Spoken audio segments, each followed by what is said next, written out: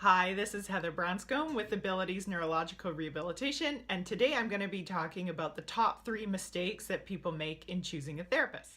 So I think I'm pretty qualified to talk about this because not only have I been a therapist for 20 years, so I've talked to a lot of people, both in helping them to find a therapist when they were moving on from myself, and also having people as clients myself.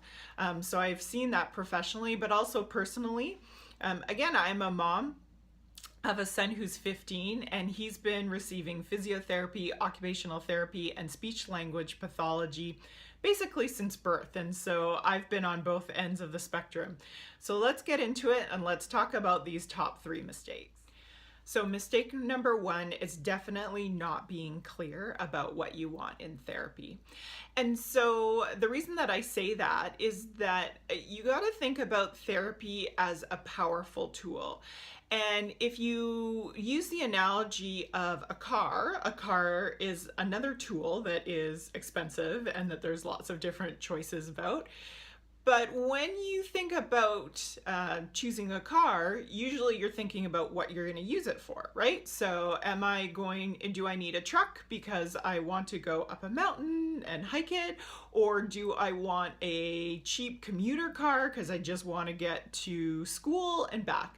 And so if you use that analogy for therapy, if you can think about what you're really looking for in therapy, what is that really going to help you with? And so you can ask questions like, what kind of things can I do, or what kind of skills can I achieve, or my family could achieve to make my life easier, or to make my life more fun, or to be able to have a more fulfilling life. So if you can answer some of those questions, then that can help to start to answer that question of how therapy can help you to achieve those results. So the second mistake that people make is letting their friends do the research for them. Now, don't get me wrong, word of mouth is super important. I use word of mouth all the time. But the problem is that if you're not doing your own research, and you can do that research these days looking on Facebook and Instagram and YouTube and websites. It's so easy to get that research. But if you aren't doing your own research, then you aren't necessarily going to know if that therapist or if that clinic has the right fit for, again, what you're looking for in terms of your role. So first, you need to figure out what your goals are. And secondly, you need to figure out whether they're going to be a good fit. And the only way you're going to figure out if they're a good fit for you is doing your own research. So the third biggest mistake I find is letting convenience be your number 1 consideration. And again, I get it. Convenience is super, super important. You're busy. I'm busy. We're all busy. Convenience is really, really important. But again, convenience, I think, needs to be down the list a little bit, above and beyond, number 1, what your goal is, and number 2, what the fit is of the potential, again, therapist or clinic that you are looking at.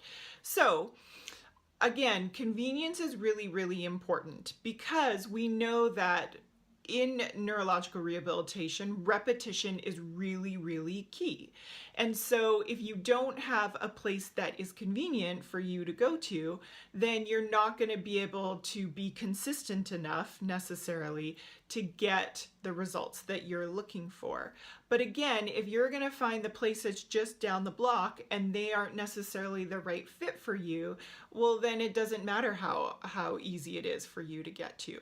So, however, having said that, it is important that a clinic be convenient for you. So, for example, at Abilities, that's why we have physiotherapy, occupational therapy, and speech language pathology all in one location, because we know that often people that have neurological challenges are looking for more than one therapy.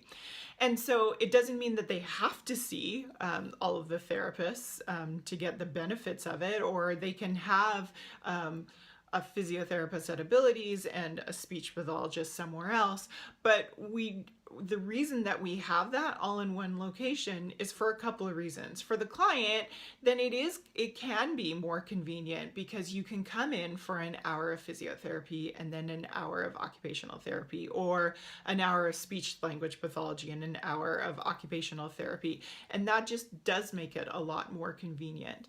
And then secondly, for those therapists, it can be really helpful to be able to easily coordinate and talk about their mutual client, and that ultimately helps with better outcomes at the end of the day.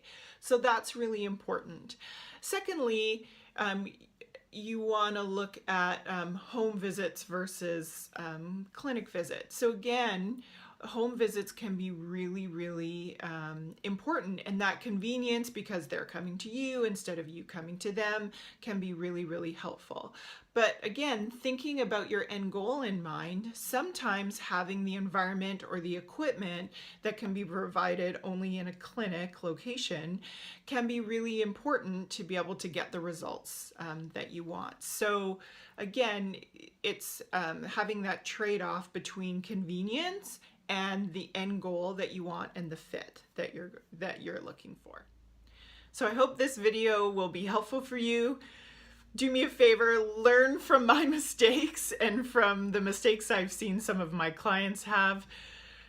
Think about what you're looking for, have your own goals and expectations in mind, do your own research, and then look at the convenience factor to make sure that you're going to be able to do the things that you need to do to achieve your goals.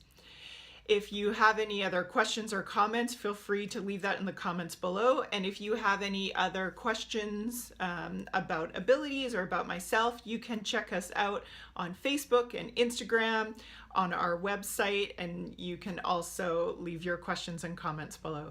Thanks so much.